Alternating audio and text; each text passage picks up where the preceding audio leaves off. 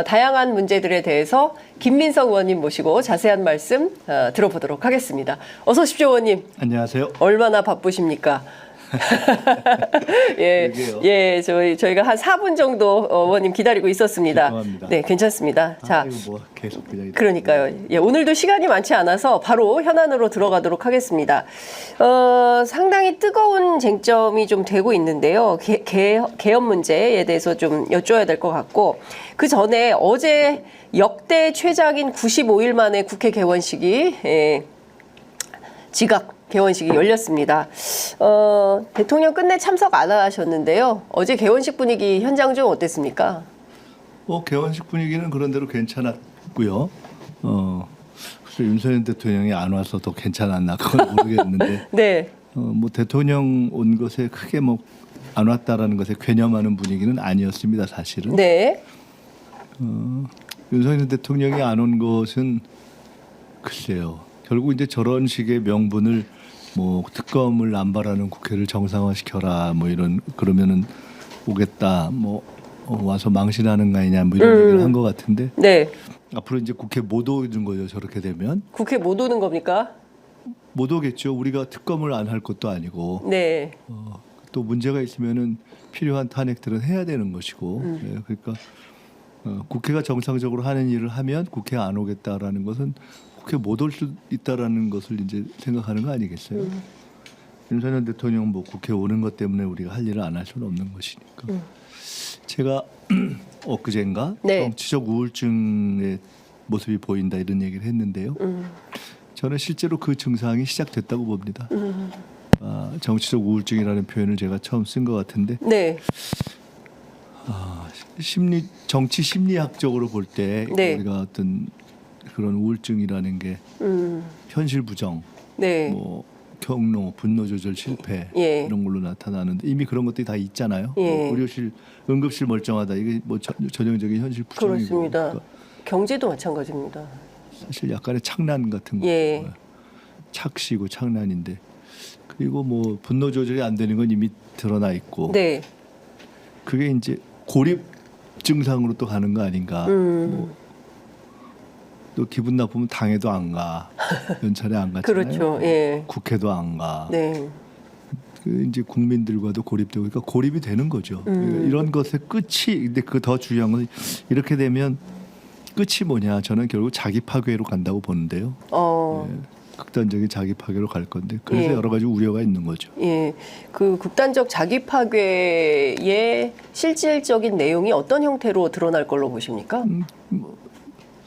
여러 가지 형태가 있겠죠. 예, 예컨대 의원님께서 좀 예상하시는 형태는 어떤 거? 하야 여러 가지 형태. 지금 뭐 그걸 굳이 얘기하기는 어려우시고 여러 가지 네. 형태로 극단적 자기 파괴가 나타날 것이다라고 보신다.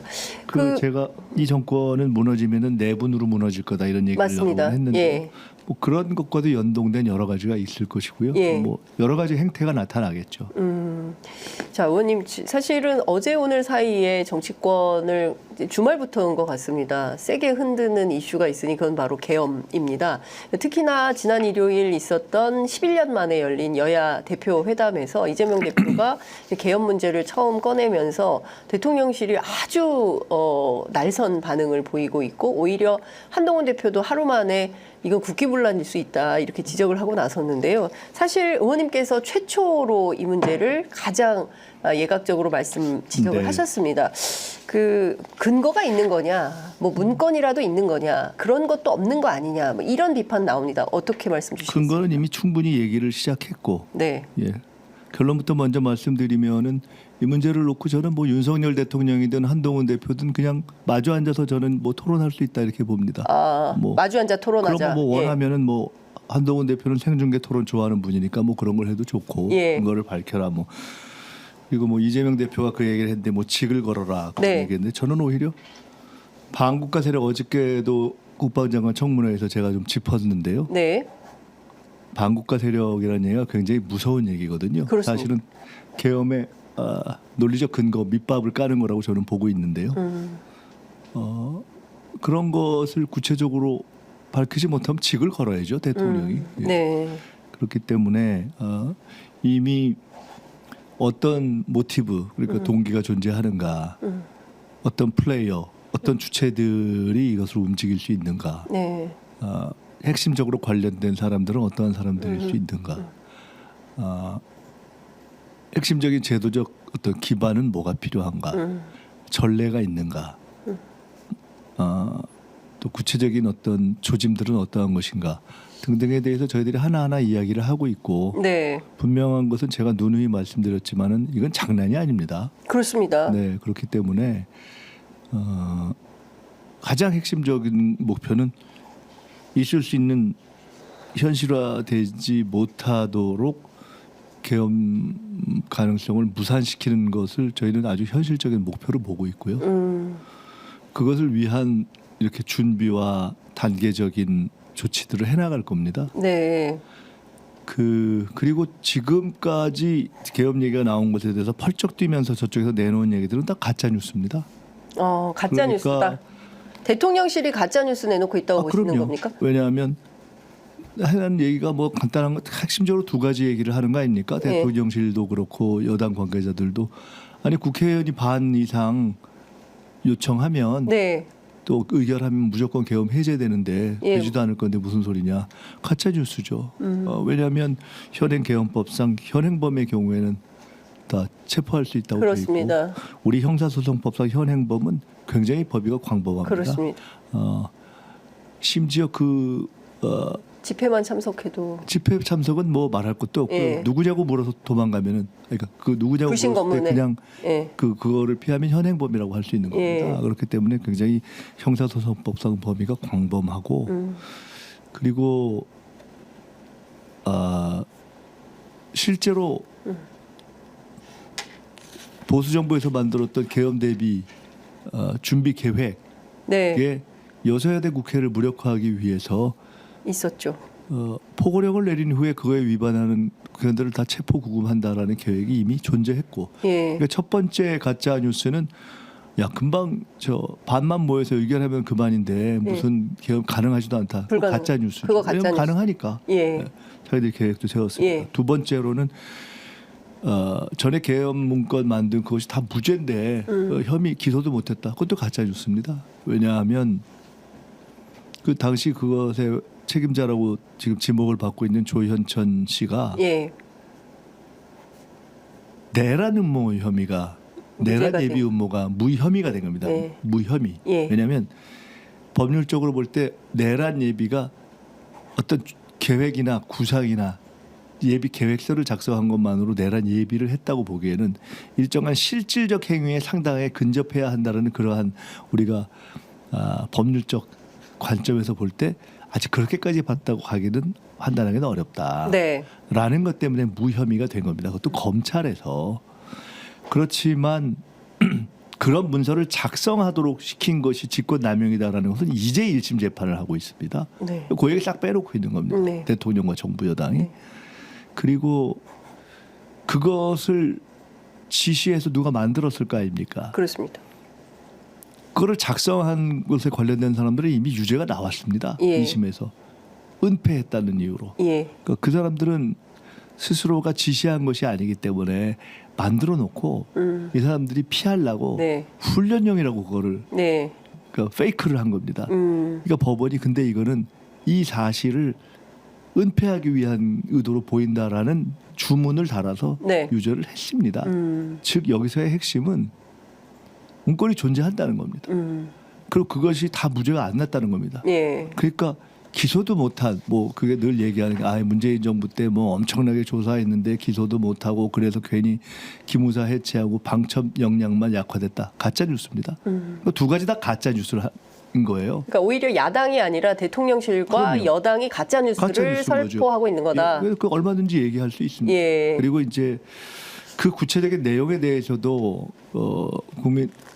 제가 말씀드리지만 추미애 대표 당시 그때 박근혜 탄핵 국면에서의 계엄 준비에 대해서 제가 제보를 한 사람이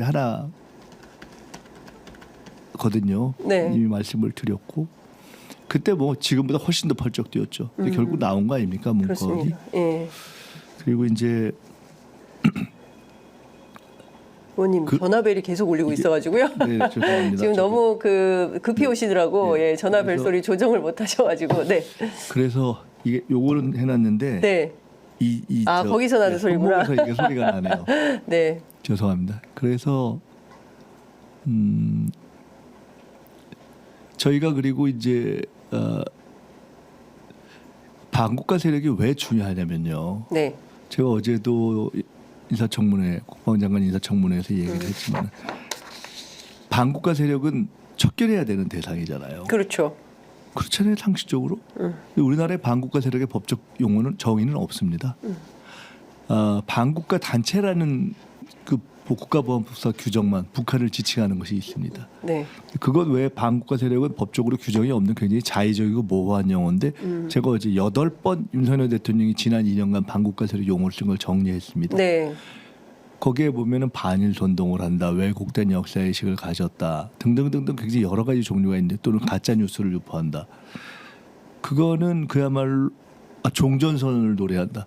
문재인, 이종찬, 뭐 이재명 또는 국회의원 또는 후쿠시마가 문제다라는 일반 국민까지 다 잡아놓을 수 있게 돼 있는 규정입니다. 그냥 그게 윤석열 대통령의 반국가 세력 발언이에요. 근데 저 같은 사람도 들어갈 수 다 들어갈 수 있죠. 일반 국민까지. 정말요? 그리고 계엄의 그 내용에는 딱 포고력을 내리는 순간 일반 포털이나 SNS까지 다 사전 통제입니다. 그 다 그냥 가능한 거예요. 유튜브도 통제됩니까? 100% 할 수 있습니다. 와. 그래서 통제하고 그러니까 모든 미디어를 다 통제할 수 당연히 할 수 있죠. 이제 새로운 미디어 시대가 됐기 때문에 그런 것을 통제하는 것이 당연하다 이렇게 써 있습니다. 그래서 전혀 다른 환경이 되는 것인데 어제 제가 이것도 어제 저 사람들이 네. 시간 끌다가 파행을 시켜보려고 좀 못했는데 네. 어제 그 국방장관 후보자가 흥미로운 얘기를 하던데 예. 계엄이 되겠냐, 예. 자기도 안 따를 거다. 예. 그리고 뭐 저 군과 국민의 동의가 있어야 할 수 있다. 예. 내가 웃기더라고요. 예. 지금까지 계엄 중에 국민이 군이 동의한 경우가 있었습니까? 없죠. 5.18이 그랬습니까? 12.12가 그랬어요. 정신 나간 소리죠. 그래서 그냥 헛소리입니다. 저 사람들이 하는 얘기는. 그리고 그래서 반국가 세력이라는 게 엄청나게 중요한 밑밥을 깔고 있는 겁니다. 그래서 제가 그걸 지적하니까 네. 그 국방장관 후보가 답을 했는데 예. 성일종 위원장이 자기가 들어도 찝찝하니까 예. 다시 정리를 시도했어요. 성일종 위원장. 그게 아니고 저 후보자 반국가 세력이라는 게 자유민주주의 체제에 대해서 법 위반한 세력을 말하는 거죠. 이렇게 얘기했어요. 예. 그러니까 그렇다고 다시 대답했습니다. 근데 그렇지 않아요. 윤석열 대통령이 그러니까 제가 마치 반국가 세력을 광의로 해석한 것처럼 만들려고 그 문답을 다시 한 거예요. 성일종 위원장이 자기가 들어도 네. 제가 쭉 읊은 네. 반국가 세력에 저희가 너무 이상하거든요. 예. 그건 아니죠라고 하고 거기도 그렇게 했는데 예. 제가 그래서 다시 예. 윤석열 대통령의 워딩을 그대로 읽어야 성일종 위원장과 예. 그 국방장관 후보자한테 줬어요. 네. 당신 잘못 없다. 예. 이거 윤석열 얘기다. 근데 당신이 들어도 이게 말이 안 되지. 예. 그래서 제가 자 이렇게 되면 이거 반국가 세력인데 척결하셔야죠. 제가 그랬더니 그건 판단해 보겠습니다. 즉 대통령이 명하면 들어야 할 국방장관 후보자조차도 이거 반국가 세력이라고 척결하는 게 맞나 싶은 반국가 세력을 윤석열 대통령이 이야기하고 있는 거예요. 네. 근데 반국가 세력 그런 롤을 지금 공공연하게 유포하고 있는 겁니다. 네. 어마어마하게 무서운 이야기입니다. 반국가 세력은 다 척결해야죠. 계엄 상황에서는 다 척결할 수 있는 겁니다. 그래서 저는 반국가 세력론이라는 게 엄청나게 무서운 지금 법적 맞습니다. 논리적 근거를 깔고 있는 것이 이거에 대한 논쟁이 필요합니다. 예. 우리 사회가 너무 지금 느슨하게 넘어가고 있고요. 그래서 제가 말씀드렸잖아요. 그러니까 논거를 깔고 있고 동기가 명확하고 이 정권을 사수해야 될 동기가 정권 핵심들에게 명확합니다. 왜? 김건희 감옥을 안 가야 되기 때문에. 세 번째로 플레이어들의 이해관계적으로 채워지고 있습니다. 왜? 김영현 씨 같은 사람은 본인 자신이 최혜병 특검에 관련이 돼 있다고 돼 있는 사람이에요. 예. 어제 제가 이것도 질의할 시간이 없었는데 윤석열 대통령과 김영현 장관 후보자는 잠재적 피의 공동체입니다. 그때 무조건 덮어야 되는 사람들이에요. 네.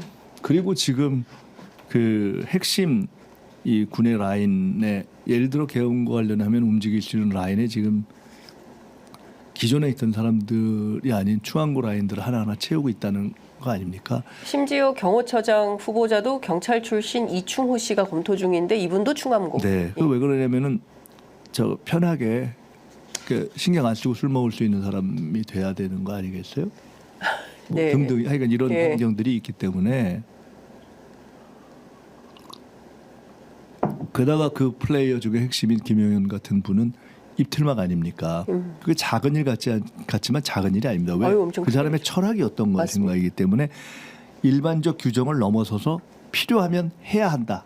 진압해야 된다는 생각을 가지고 있는 사람이기 때문에 그 상황을 다른 상황에 적용하면 딱 나오는 겁니다.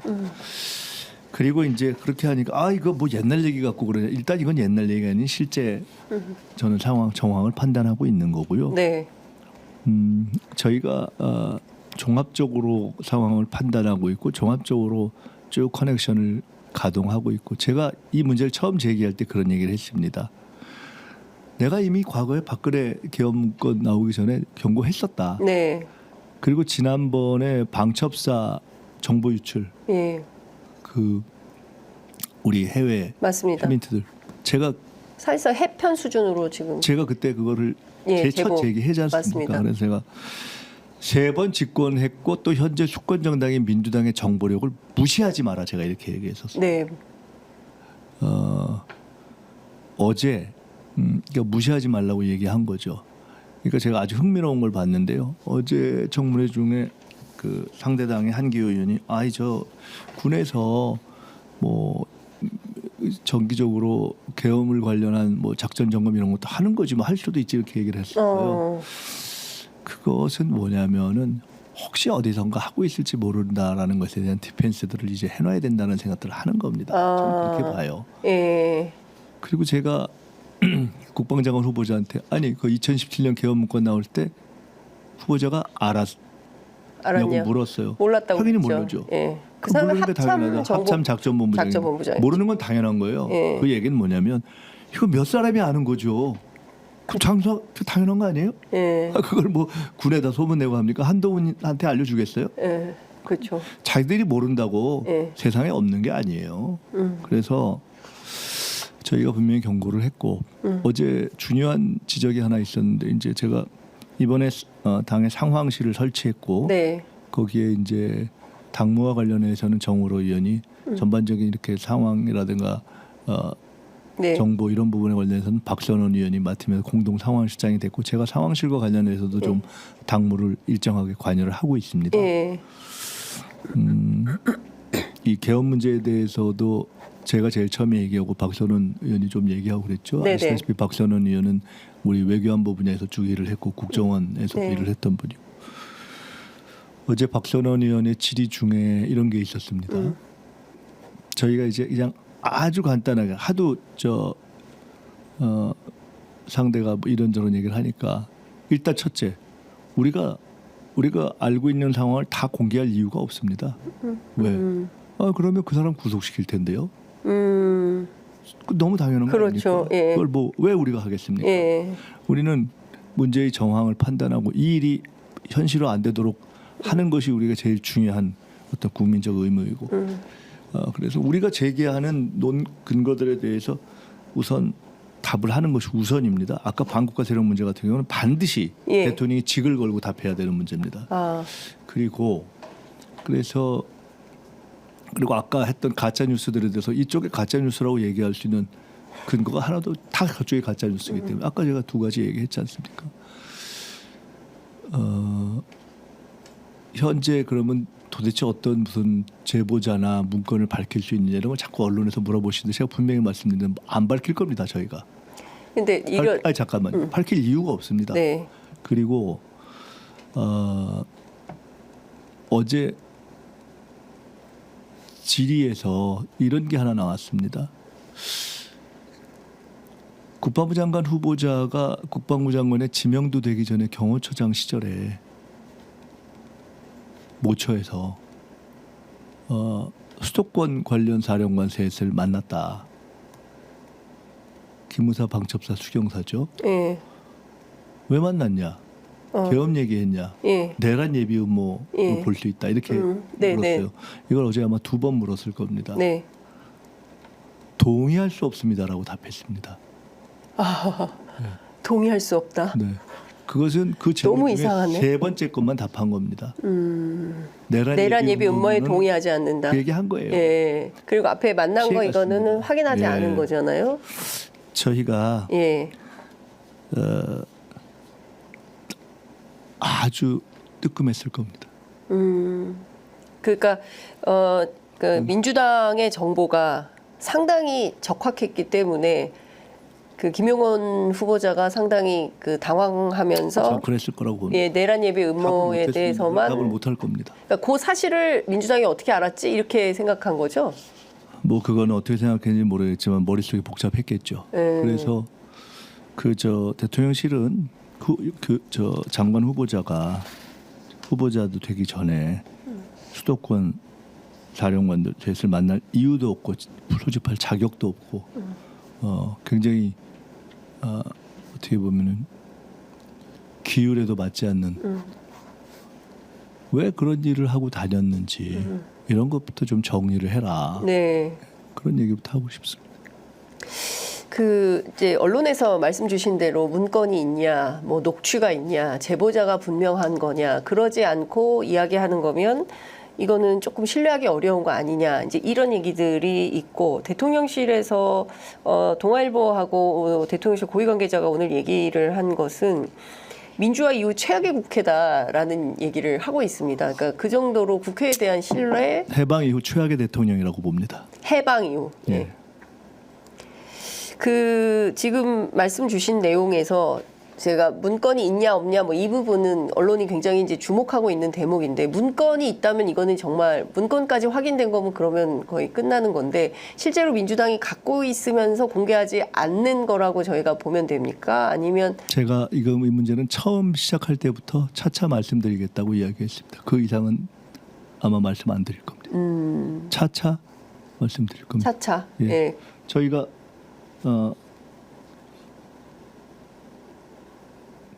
일단 이 문제에 대한 답이라는 게 딱 두 가지밖에 나온 거 없지 않습니까? 예. 정부에서 국회에서 결의해서 해제할 수 있다. 근데 이게 가능하지 않다. 그렇죠. 우리는 안 할 거다. 예. 근데 옛날에 뭐 그런 거 한 사람들은 다 안 한다고 그러고 했으니까 뭐 크게 중요한 얘기 아니고요. 그리고 과거의 문건 그거 다 무죄였다. 그 두 개 다 가짜 뉴스라는 걸 제가 말씀드렸죠. 네. 하나하나 정리해 가야죠. 하나하나 정리해 가야 되는 거고요. 네. 그렇게 정리해 가야죠. 예. 그리고 오늘 제가 아까 뭐 여러 가지 중에 한 가지 일단 지적된 것을 말씀드렸지 않습니까? 예. 언론이 주목 못한 건데요. 네. 일부 기사가 났지만 예. 그것이 갖는 의미를 정확하게 주목하지 못했고 그렇습니다. 근데 그것을 어떻게 답이 나오는 걸 저희들이 이렇게 봤고 네. 그래서 동의하지 못한다는 답이 나오는 것을 보고 예. 저렇게 답할 수밖에 없겠구나 이렇게 봤습니다. 예. 그러니까 의원님께서는 현 단계에서 윤석열 정부와 지금 최근에 그 안보라인 교체, 국방부 장관을 비롯해서 안보라인이 교체됐고 전부 다 군 라인으로 또 충암고등학교 라인으로 전부 인사 배치를 한 것은 사실상 윤석열 대통령이 계엄 준비에 착수했다. 이렇게 보시는 겁니까?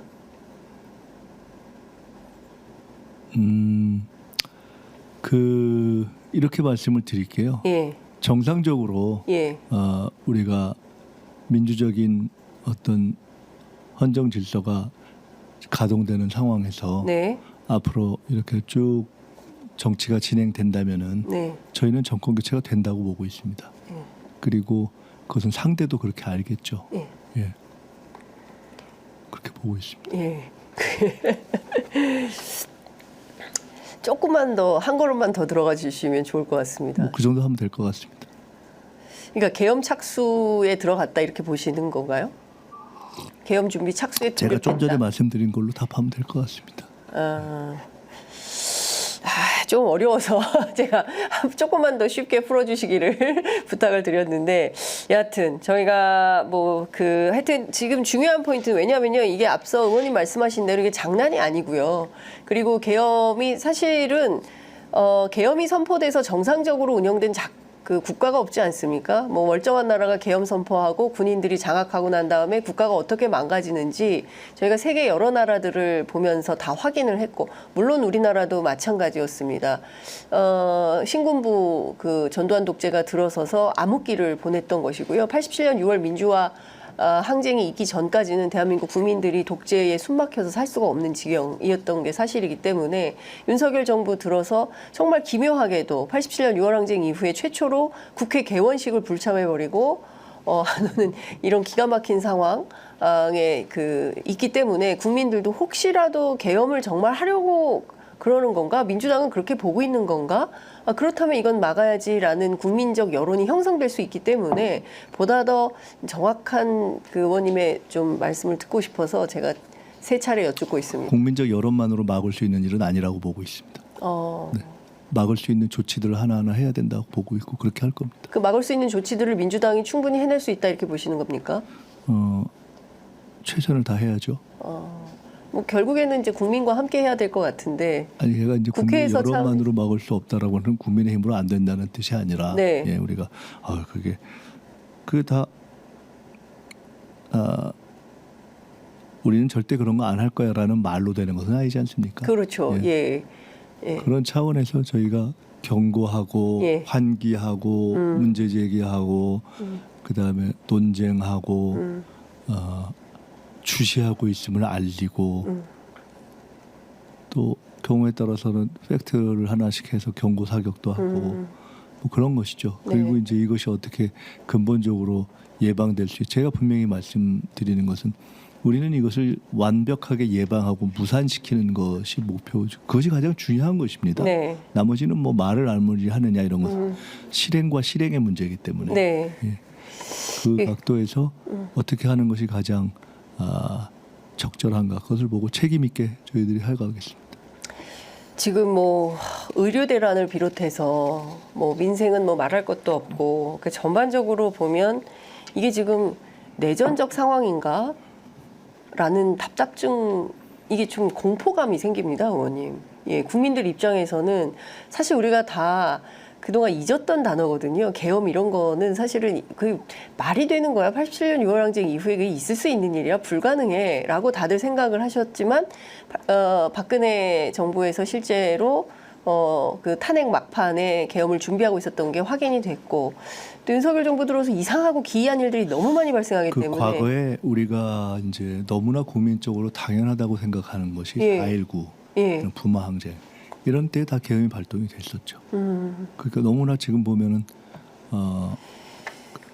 그 시점에는 우리가 그런 조치를 해도 되는 나라였습니까? 그렇지 않습니다. 않죠. 예. 똑같은 겁니다. 그러니까 이건 언제든지 가능한 거다. 그렇죠. 권력이 근데 그때 항명이 있었습니까? 없었죠. 그렇습니다. 예. 항명이 없었습니다. 예. 5.18에 대해서 발포 명령자가 밝혀졌습니까? 아직 안 밝혀졌습니다. 양심 선언이 나왔습니까? 없습니다. 5.18 발포 명령에 대해서 항명이 있었습니까? 없었죠. 예. 그런 겁니다. 12.12 때 장태환 장군이 어떻게 됐습니까? 맞습니다. 네, 그렇기 때문에 네. 그 어제 제가 그 뭐 후보자가 아유 나라도 안 따를 것 같다 좋은 얘기죠. 네. 대한민국에 그런 상황에서 항명이 있었습니까? 항명을 보호하는 법이 있습니까?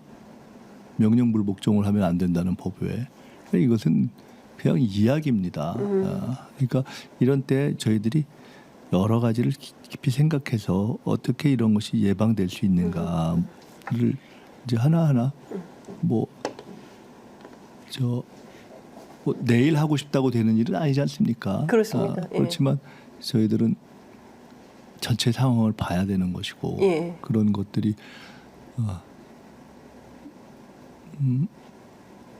아니, 도둑질도 저 도둑할 집부터 보면서 시간이 걸리겠죠. 그렇죠. 그런 거기 때문에 그걸 보고서 가만히 있는 거는 또 어리석은 거죠. 예, 그것을 보면서 또 이렇게 명분도 만들고 있는 건 명분에 대해서부터 하나하나 정리를 해야 되고 그런 등등을 해야 되는 거죠. 근데 손 놓고 있고 미리 상황을 얘기하면서 말을 안 하고 그것도 옳지 않겠죠. 네. 그러니까 일단 핵심은 이 혹여라도 있을지 모르는 이 계엄 계획에 대해서 현실적으로 되지 않도록 무산시키는 게 민주당의 목표인 것이고 그러기 위해서는 끊임없이 여론을 환기하고 그리고 문제가 있으면 알리고 지적하고 이런 차원으로 뭐 조금 더 그런 차원만은 아닐 겁니다. 예. 더 뭔가 하여간 무산을 시켜야 되기 때문에 그에 대해서 어떻게 할 거는 뭔가 엄청난 작전 계획이 있는 것 같아요. 제가 박근혜 정부 때 제가 너무 막 이상한 일들이 많이 생겨서 소위 박근혜 정부 안에서 어떤 컨틴전시 플랜 같은 게 준비 중이다라는 보도를 제가 한 바 있었는데 마치 지금 민주당 안에서 어떤 비상 계획을 갖고 있고 또 정부하고 이제 이렇게 하면서 아니 뭐 저희도 이렇게 뭐 그냥 함부로 얘기를 할 수는 없는 거 아닙니까? 그렇습니다. 이런 이야기를. 또 제가 이런 얘기를 그렇게 막 던지는 스타일이 아니라는 걸 많은 분들이 아시지 않습니까? 그렇습니다. 정치권에서도 아시고. 그래서 다들 김민석 의원님 입만 쳐다보고 있었습니다. 의원님께서 오늘 무슨 말씀을 하시냐가 굉장히 중요하다. 그렇기 때문에 그것을 저희들이 하나하나 이렇게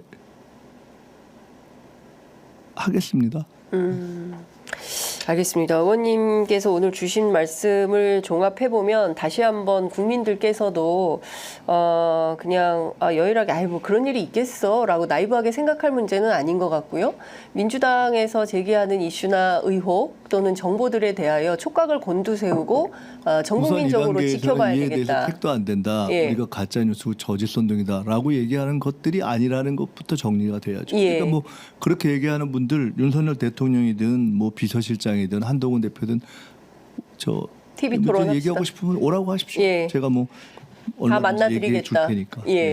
윤석열 대통령, 한동훈 대표 언제든 찾아오시라. 계엄과 관련해서 김민석 의원께서 1대1 생방송 토론 얼마든지 하시겠다라는 말씀 주셨습니다. 그러니까 지금 정부에서 혹은 또 여당에서 주장하는 민주당발 가짜 뉴스다 하는 것은 사실이 아님을 오늘 명확하게 확인을 좀 해주셨습니다. 어쨌든 너무나 황당한 상황이 될 수도 있기 때문에 국민들께서 조금 상황을 좀 잘 지켜봐야 되지 않나라는 생각이 좀 드는데요. 의원님 이것 좀 여쭤볼게요. 뭐 국민 여러분께서 너무 두려움과 어떤 공포심 이런 거를 가지시라고 말씀드리는 것은 아니고요. 저는 역사의 발전을 믿고 그리고 보통 우리가 어떤 비유식으로 얘기한다면 뭐 세익스피어나 이런 예를 든다면 보통 어떤 역사에서 어떤 일들이 두 번 반복되는데 한 번은 비극으로 한 번은 희극으로 뭐 이런 얘기도 있죠. 그래서 이게 뭐 결국은 저희들이 국민적인 역량과 시대의 흐름과 또 저희들이 여러 가지 경험들이 있고 하기 때문에 이것들 체계적으로 잘 대처하면서 그런 일이 없도록 해야죠. 그렇게 해서 필연적으로 이루어질 어떤 새로운 정권의 등장, 국민이 기대하는 정권 교체 이 과정에 다른 변수가 없도록 해야죠. 이것 좀 여쭤보겠습니다. 인사가 나지 않았습니까? 그러니까 신원식 장관이 안보실장으로 그리고 어제 인사청문회를 마친 김용현 장관이 이제 후보자가 국방부 장관으로 그리고 경호처장이 또 이제 충암고 후배로 이제 채워지고 이 인사 라인을 통해서도 의원님께서는 어떤 계엄의 냄새라고 해야 됩니까? 계엄의 어떤 그런 흐름을 좀 읽으십니까? 아니 뭐 핵심은 김용현 후보자를 장관으로 배치한 것이 우선 핵심이겠죠. 김용현 씨를 장관으로 국방부 장관에 앉힌 게 핵심이다. 신원식 전 장관이 안보실장으로 가는 것이 막 큰 의미가 있다고 보지는 않습니다. 거기를 빼려다 보니까 신원식을 빼려다 보니까 그러니까 김용현을 앉혀야 되니까 신원식을 뺀 거다. 이런 정도로 맥락을 이해하면 된다. 갑자기 어디 딴 데 막 갑자기 집으로 가라고 그러기도 해요. 그럴 수는 없으니까 그렇게 뺀 거다. 그리고 김용현 후보자가 장관에 임명이 되면 금방 하겠죠. 오늘 내일 사이 할 텐데 되면 제일 먼저 할 게 군사법원 인사다라는 얘기가 있습니다. 그래서 최혜병 사건, 박정훈 대령 재판과 관련해서 항명 사건과 관련해서 모종의 제스처를 취할 가능성이 매우 높다. 이런 전망이 나오는데 이 점은 좀 어떻게 보십니까? 그건 뭐 제가 뭐라고 단정해서 얘기하기는 어렵고요. 실제로 그런 일이 일어난다면 그런 의미를 갖는 거겠죠. 군사법원 인사부터 시작할 가능성이 높고 이 재판이 어쨌든 올해 안에 끝나야 되는데 재판기 그걸 그렇게 할지 안 할지를 제가 지금 속단해서 말씀드릴 단계는 아니고 그렇게 하면 그것은 그런 의미가 있는 것이고 더 의도가 더 명료하게 확인되는 거겠죠. 김용현 장관이 오게 된다면 뭐부터 할 거라고 보십니까? 국방부 장관의 임명이 돼서 가장 먼저 할 첫 번째 미션과 임무는 뭐라고 전망하세요?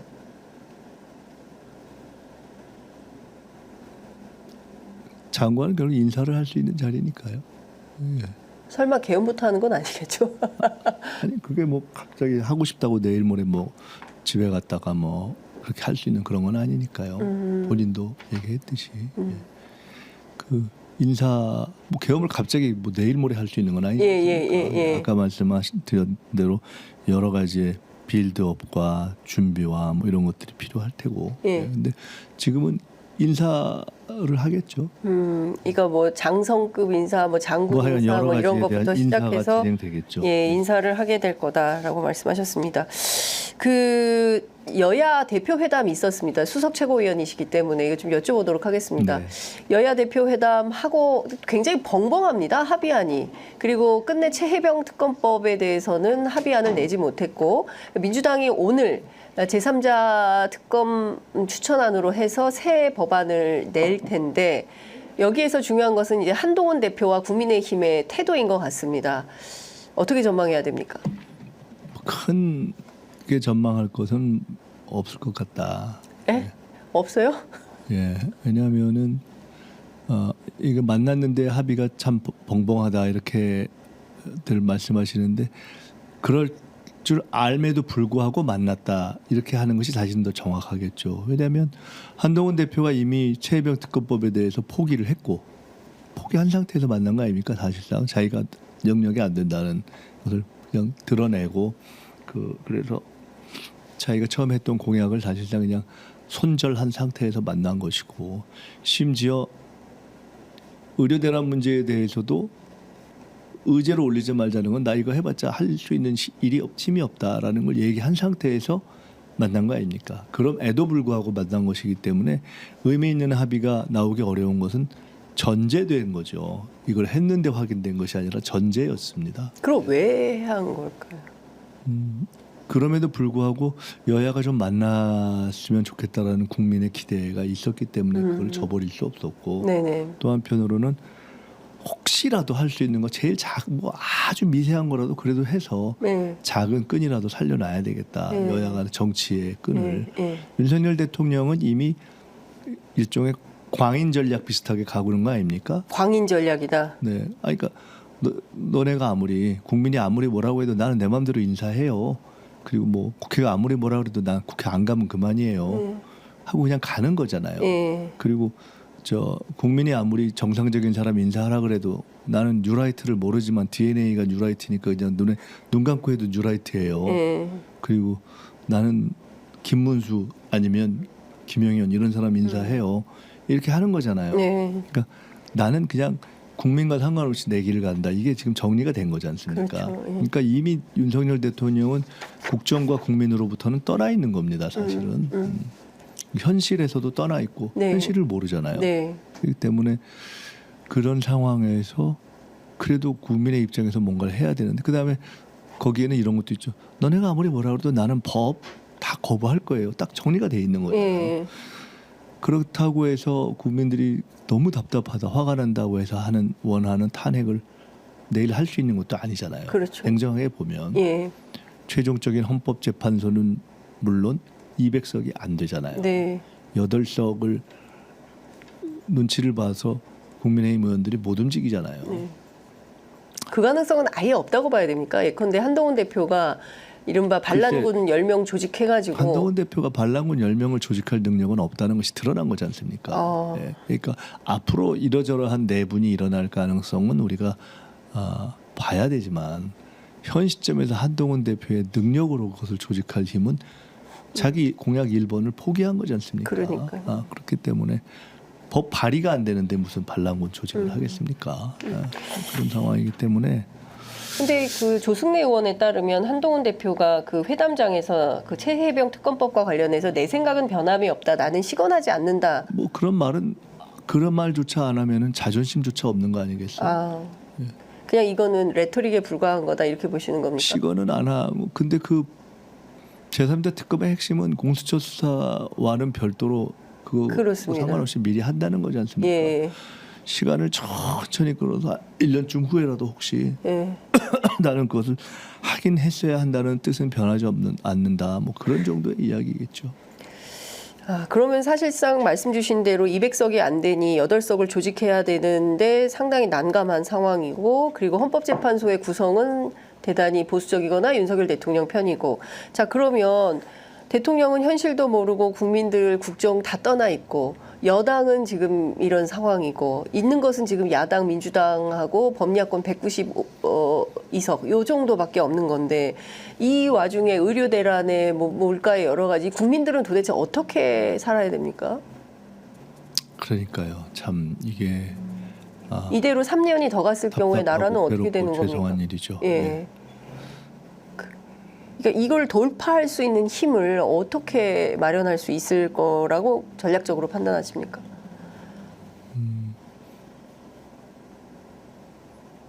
현재 할 수 있는 일을 해가면서 찾아야죠.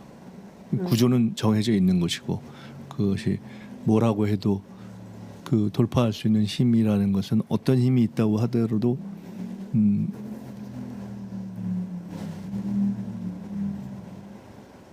이 정권이 뭐 스스로 나는 국정을 못 하겠어요 뭐 이렇게 하지 않는 한 그런 변화는 아니면은 지금 말씀드린 것처럼 이제 8석의 변화가 있어야 하는 것인데, 네. 예, 그것은 뭐 내분에 의해서건 뭐 스스로의 노력에 의해서건 예, 그런 것을 우리가 우리 그 네. 민주 세력의 힘으로 될 수 있는 일이 아닌 것을 가지고 전제해서 볼 수는 없는 거 아니겠습니까? 예, 그런 것들을 다 총체적으로 보면서 어떻게 할 것인가를 대처해 나가야죠. 네. 예. 그런 것 근데 이제 분명히 말씀드리는 것은 저는 조급하지도 않지만은 비관적이지도 않습니다. 예. 그러니까 사실 내일 당장 특검도 안 되고 법들이 다 안 되고 다 거부권이 되니까 내일 탄핵하자 이렇게 얘기하는 분들이 있어요. 그 국민들 중에 상당수가 그렇게 말씀하시는 분들은 민주당 정신 못 차리네. 아이고 저거 왜 탑에 탄핵 발의를 안 해? 똑같네 옛날하고 이렇게 말씀하시는 분들이 있는데 특검 안 되니까 탄핵하자. 그것은 특검도 안 되는데 탄핵이 되지는 않잖아요. 그러니까 그거는 마음이 급한 것은 알겠지만 그것은 그럼 결국 탄핵도 안 된다는 것을 또 확인하는 어떤 답답함의 증폭 과정이 되겠죠. 그렇다고 해서 우리가 우리는 이제 할 수 있는 게 없네. 정치고 뭐고 그냥 이민 가자. 이렇게 갈 수는 없는 거 아닙니까?